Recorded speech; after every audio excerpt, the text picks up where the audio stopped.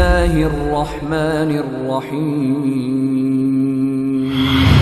அளவற்ற அருளாளனும் நிகரற்ற அன்புடையவனுமாகிய அல்லாஹுவின் திருப்பெயரால். சப்பிஹ் இஸ்ம ரப்பிக்கல் அஅலா. நபியே, மிக்க மேலானவனான உம்முடைய இறைவனின் திருநாமத்தை தியானித்து தஸ்பீஹ் செய்வீராக. அல்லதீ خلق فسوى. அவனே யாவற்றையும் படைத்து செவ்வையாக்கினான். வல்லதீ قدر فهدى.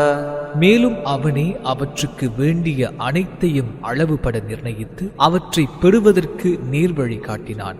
வல்லதீ அக்ரஜல் மர்ஆ.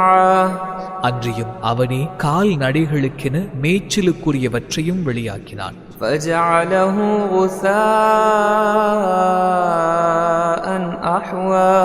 பின்னர் அவற்றை உலர்ந்த கூளங்களாக ஆக்கினான். سنقرئك فلا تنسى إلا ما شاء الله إنه يعلم الجهر وما يخفى. நபியே, நாம் உமக்கு ஓதக் கற்றுக் கொடுப்போம், அதனால் நீர் அதை மறக்க மாட்டீர். அல்லாஹ் நாடியதை அல்லாமல் நிச்சயமாக அவன் வெளிப்படையானதையும் மறைந்திருப்பதையும் அறிகின்றான். அன்றியும் இலேசான மார்க்கத்தை நாம் உமக்கு எளிதாக்குவோம்.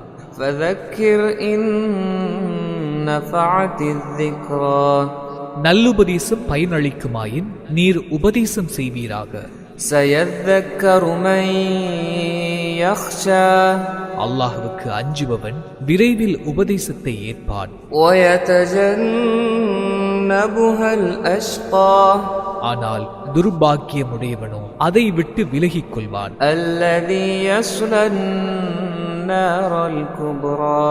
அவன்தான் பெரும் நெருப்பில் புகுவான்.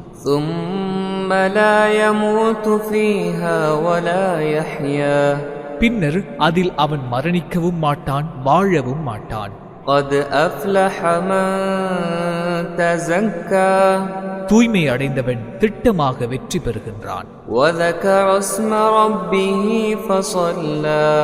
மேலும் அவன் தன் இறைவனுடைய நாமத்தை துதித்துக் கொண்டும் தொழுது கொண்டும் இருப்பான்.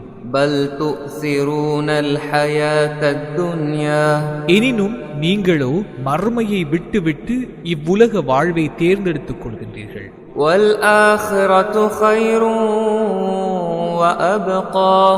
ஆனால் மறுமை வாழ்க்கையோ சிறந்ததாகும், இன்றும் நிலைத்திருப்பதும் ஆகும்.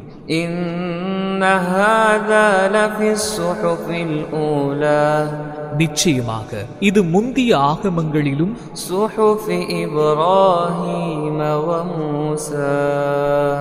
இப்ராஹிம் மூசாவினுடைய ஆகமங்களிலும் இவ்வாறே அறிவிப்பு இருக்கின்றது.